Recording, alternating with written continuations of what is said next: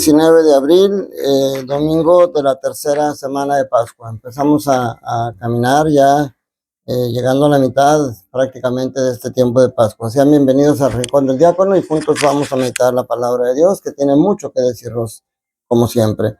La primera lectura, seguimos viendo el libro de los Hechos de los Apóstoles de San Lucas, capítulo 2, versículo 14 y del 22 al 33.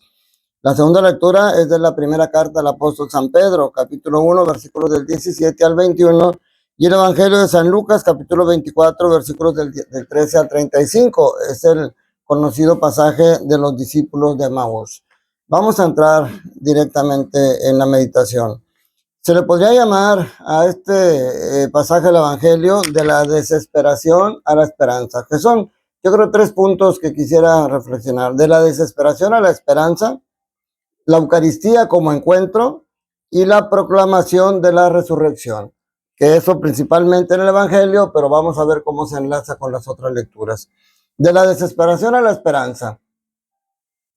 Alguna vez que meditamos esto en la homilía en mi parroquia, yo les preguntaba, ¿qué sentimientos, cómo venían caminando los discípulos de Jerusalén que iban hacia Emaús?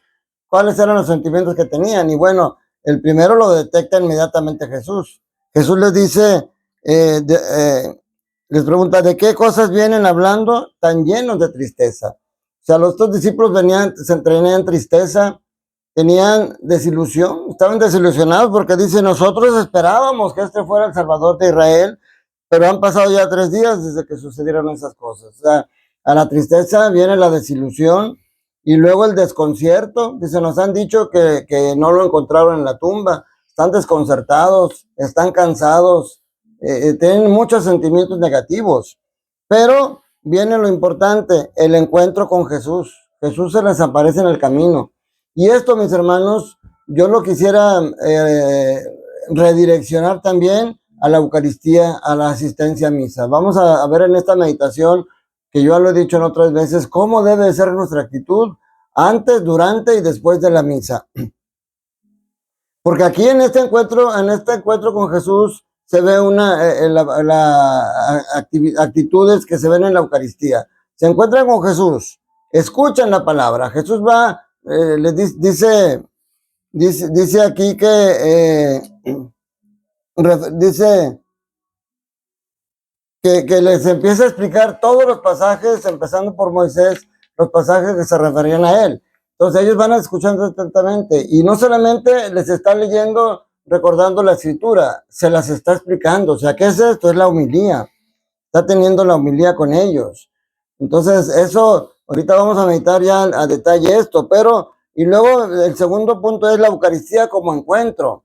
Desde que tú llegas a misa, que tienes que preguntarte a qué vas a misa, desde antes de irte, ¿a qué vas a misa? No, pues que ya es domingo, no, pues es que tengo una intención que poner por el eterno descanso de mi papá, etcétera. Y empiezas a ver, pero o voy a darle gracias a Dios, o voy a pedir por mis necesidades, y está bien, son válidos todos esos, pero el principal motivo por el que debes ir a misa es tener un encuentro con Jesús. De ahí empieza todo. Y desde que llegas y entras al templo, entrar en esa actitud de recogimiento, ver a Jesús en la imagen de Jesús crucificado o Jesús resucitado en este tiempo, entrar a la capilla del Santísimo y estar un rato con él. O sea, tener un verdadero encuentro con Jesús, ese es lo que tienes que ver. Y sobre todo, como los discípulos, lo reconocieron al partir el pan. Que cuando sea el momento de la consagración, realmente tú lo reconozcas a Jesús y realmente puedas decir, Señor mío y Dios mío, como dijo Tomás. Pero luego, ¿cómo sale la proclamación de la resurrección? Estos discípulos, después de tener ese encuentro con Jesús, después de escuchar la lecturas y la homilía, después de reconocer en la fracción del pan, se revitalizan, pasan a la alegría, y a pesar de que venían cansados y que ya era de noche, se regresan nuevamente a caminar esos 11 kilómetros para ir a dar testimonio de la resurrección. Yo creo que eso es lo que tenemos que tener nosotros y prepararnos en la misa. Vamos a escuchar, ¿no? Bueno, primero, a tener un verdadero encuentro con Jesús. Es cuando vas a misa. Segundo, escuchar, no solamente oír. Escuchar y meditar la palabra de Dios en forma atenta y luego meditar cómo puede impactar la palabra en nosotros. Porque a lo mejor desde que la escuchas algo sientes que se te mueve, pero no sabes qué hacer con esa palabra. Los discípulos dicen, con razón ardía en nuestro corazón cuando nos explicaba las escrituras. Cuando tú escuchas la palabra y cuando escuchas la homilía, ya debe de estarte moviendo algo. Y al final, ¿cómo lo voy a aplicar en mi vida? Porque ellos inmediatamente regresan a Jerusalén para hablar con los discípulos. Y eso, si se fijan en la primera lectura, San Pedro tiene cosas parecidas con este evangelio, porque él empieza dando testimonio de la resurrección de Jesús con valentía. Ya no es ese Pedro escondido, ya no es ese Pedro tan impulsivo, ahora es ese Pedro que va y habla de frente con la gente, incluso en el mismo Sanedrín donde sentenciaron a Jesús, ahí mismo él defiende.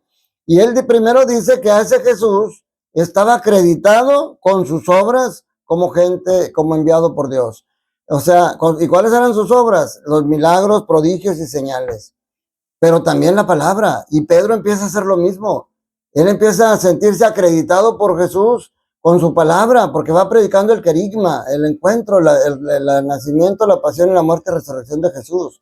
Pero también con sus obras, no solamente los milagros que él empieza a hacer en el nombre de Jesús, sino también con su actitud y su comportamiento de dirigir a la naciente iglesia.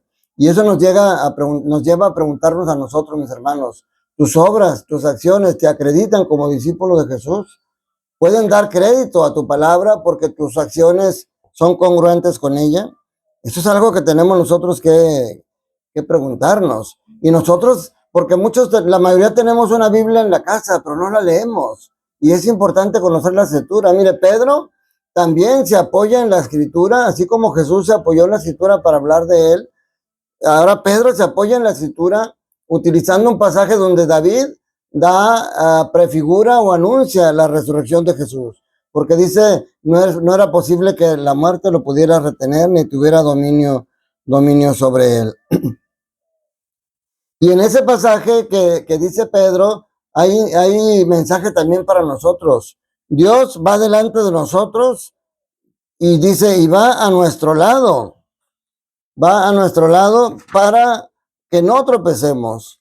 Eso es bien importante. Dice Dios está a mi lado para que no tropiece y me acompaña. Dice, y mi corazón se regocija de alegría. O sea, esa sensación de tener a Jesús siempre a nuestro lado, siempre acompañándonos, nos debe llevar a la alegría y a la esperanza. Y fíjense, bueno, eso ahorita hay algo que voy a rematar con esto. Pero todo eso que Pedro ya empieza a hacer después de haber convivido con Jesús, de haber tenido el encuentro con él, ya con el Jesús resucitado, ahora tiene la valentía de predicar con la palabra, de predicar con su testimonio, de hablar del Señor. Ahora, en la segunda lectura, San Pablo, en su carta, Pedro, también Pedro, porque ahora en este tiempo ya no tanto son las cartas de Pablo, sino de Pedro. En esta hora, Pedro nos habla de cómo debe de ser de nuestra vida después de la misa. Lamentablemente hoy hay un divorcio entre la vida litúrgica y la vida de la vida diaria, porque en la misa somos muy piadosos y sabemos lo que hay que hacer, pero fuera de la misa, en tu casa. Entonces, por eso Pedro habla de la conversión. Dice, dejen esa manera estéril de vivir que heredaron de sus padres. Caminen esta peregrinación en este mundo con un temor filial. O sea, el temor de Dios, no el temor a Dios. El temor de Dios, el miedo de alejarte de Dios, el miedo de estar caminando en la oscuridad. Y porque Pedro nos recuerda que seremos juzgados según nuestras obras. Pero es muy interesante porque no estamos solos. Fíjense, yo a la hora de terminar, cuando era ministro, visitaba a los enfermos, me gustaba una meditación rápida que venía ahí en el ritual que utilizaba. Dice que el Señor Jesús vaya delante de nosotros para guiarnos, detrás de nosotros para protegernos, a nuestro lado para acompañarnos y sobre nosotros para bendecirnos en el nombre del Padre y del Hijo y del Espíritu Santo. Y ayer escuché algo que me llamó la atención. No dicen quién fue el sabio de estas palabras, pero dicen que había un sabio que decía que nosotros tenemos que caminar en este mundo mirando en 5 direcciones. Hacia adelante, para saber a dónde vas. Hacia atrás, para no olvidar de dónde vienes. Hacia los lados, hacia abajo primero, para no pisar a nadie. A los lados, para ver quién te acompaña en las buenas y en las malas. Y hacia arriba, para no olvidar que hay alguien que nunca te abandona y que siempre te da la fuerza para seguir adelante. Y eso es lo que nos está meditando esta palabra. Cómo después de ese encuentro los discípulos de Maús encontraron la fuerza y la valentía, porque ya era de noche y por eso le decían a Jesús, antes de reconocerlo, quédate aquí porque ya va a ser de noche y es peligroso. Y sin embargo, una vez que lo reconocieron, se revitalizaron, se llenaron de valentía y se regresaron. Ojalá que esta meditación te ayude, mi hermano, como a mí me ayuda siempre el reflexionar la palabra de Dios. Me pasa a veces como cuando va uno a visitar a los enfermos, vas a llevarles consuelo y a veces sales más consolado y más revitalizado de ver la fe de esas personas que están postrados en cama en una enfermedad. Me pasa con esto también, que yo quiero a través de estas preparación de estas meditaciones y a la hora de platicárselas a ustedes, lo hago tratando de ayudarlos a ustedes a entender mejor la palabra de Dios, a amar más a Jesús y a dejar que Él impacte su vida. Pero eso repercute en mí también porque tengo yo que estar convencido de lo que estoy diciendo, del amor, del perdón, de la misericordia de Dios. Y eso me ayuda a que también mi vida cada vez sea mejor, simplemente con la meditación de estos evangelios para ustedes y sobre todo también con la oración tan hermosa que ustedes siempre hacen por mí. Ánimo, no te olvides de ir a misa, el Señor te espera para que tengas ese encuentro y ve con esas actitudes que mencionamos ahorita. Ve a misa consciente de tener un encuentro con Jesús, a escuchar la palabra y meditarla y a dejar que esa palabra toque tu corazón y que luego impacte tu vida diaria para que seas un mejor esposo, un mejor padre de familia, un mejor cristiano. Que la bendición de Dios Todopoderoso, Padre, Hijo y Espíritu Santo, descienda sobre ustedes, sus familias, trabajos, escuelas y permanezca para siempre. Felices Pascuas de Resurrección. Un fuerte abrazo para ti y tu familia.